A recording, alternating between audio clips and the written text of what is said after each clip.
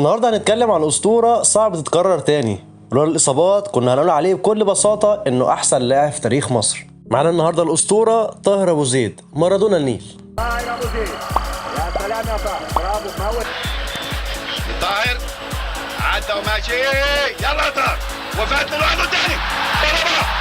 اللي يعرف الاسطوره طاهر ابو زيد يعرف انه لاعب فلته ما جاش منه اتنين في مصر. كان عنده رجل شمال هي الاقوى في تاريخ مصر. قبل ما اقول لك بدايته مع الكوره ومع الاهلي، تعال اقول لك بطولاته وارقامه الشخصيه عشان اللي ما يعرفوش يكون مدرك احنا بنتكلم على مين، والانجازات اللي هو عملها وهو اصلا اعتزل في سن ال 31.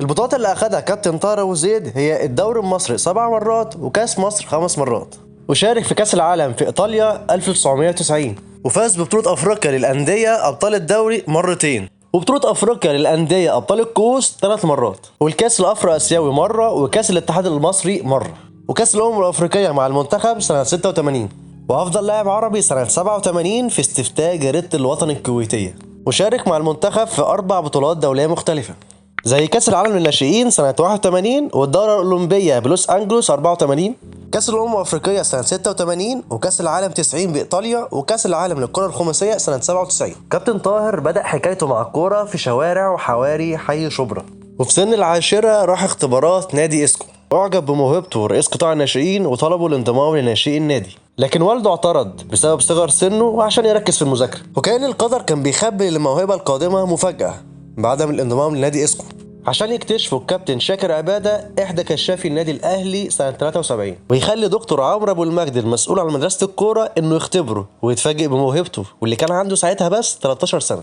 واللي بسبب موهبته الكبيرة قدر يلعب مع أعمار 15 و17 سنة رغم صغر سنه، وساهم في فوز الأهلي بكل بطولات الناشئين وسجل لوحده 159 هدف. في سنة 79 وهو في عمر 17 لفت نظر المدرب المجري هيدي كوتي وهو بيلعب ماتش تحت 17 سنة قدام الزمالك، وساعتها سجل هدفين للفوز للأهلي وفعلا صعدوا للفريق الأول. وأول مباراة رسمية ليه مع الأهلي كانت قدام السويس وفاز الأهلي ساعتها 1-0، وشارك طاهر في المباراة ساعتها واللي كان فيها جيل العمالقة زي الخطيب ومصطفى عبده وطاهر الشيخ. وانضم طاهر أبو زيد لمنتخب مصر الأول سنة 82، وفي نفس الشهر لعب أول مباراة دولية قدام منتخب زامبيا في الاحتفال باليوبيل الفضي بمرور 25 سنة على تأسيس الاتحاد الأفريقي، وجاب طاهر ساعتها هدفين، وكان لطاهر الدور الاكبر والنجم الاوحد في بطوله افريقيا 86 اللي كسبتها مصر، وكان هداف البطوله ومنها الهدف المشهور في منتخب المغرب واللي تسبب في صعودنا للنهائي. وبحكم اني من مواليد التسعينات اتفاجئت بمفاجاه غريبه وانا بحضر الحلقه عن الكابتن طاهر ابو زيد، واكتشفت انه لعب في كاس العالم مع منتخب مصر في ايطاليا، وطبعا لان التلفزيون المصري واحنا صغيرين وبالاخص القناه الثانيه ما كانتش بيجيب الا ماتش مصر وهولندا بس، اللي حسام حسن اخذ فيها ضربه جزاء من نص الملعب وجابها مجدي عبد الغني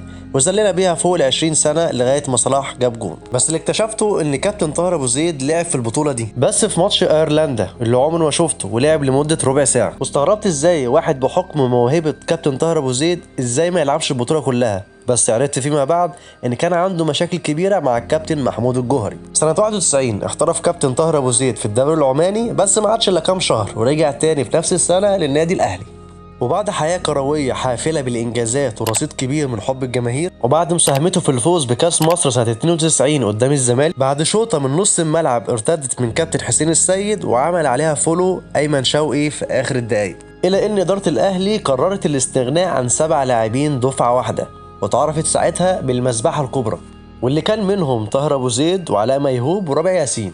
وجه لطاهر عروض كتير إلا إن هو رفضها كلها واتجه لخدمة النادي الأهلي بس بشكل تاني غير الملعب. نيجي بقى للحتة المهمة وهي حقيقة الصراع ما بين كابتن طاهر أبو زيد وكابتن محمود الخطيب، واللي اتسمع عليها حكاوي كتير فوق ال 35 سنة. والحقيقة إن كابتن طاهر أبو زيد من الناس اللي زي ما بيقولوا كده عليهم اللي في قلبه على لسانه وتصادمي، وما بيعرفش يخبي اللي عايزه، وده دخله في صراعات كتير مع أكتر من شخص. بس لما بحثت كتير في تصريحات معظم اللعيبة اللي لعبت مع الخطيب وطاهر أبو زيد، الكل أجمع إن اللي كان حوالين كابتن طاهر أبو زيد وكابتن محمود الخطيب هم السبب، واتبنى مشاكل كبيرة ما بينهم من لا شيء، وخصوصا ان هم كانوا على خلق كبيرة. تولى طاهر ابو زيد وزيرا للرياضة سنة 2013، ومن اشهر قراراته هو حل مجلس إدارة الاهلي في الصباح واتشال في المغرب. يا ولاد الكلب دول بقلشوني.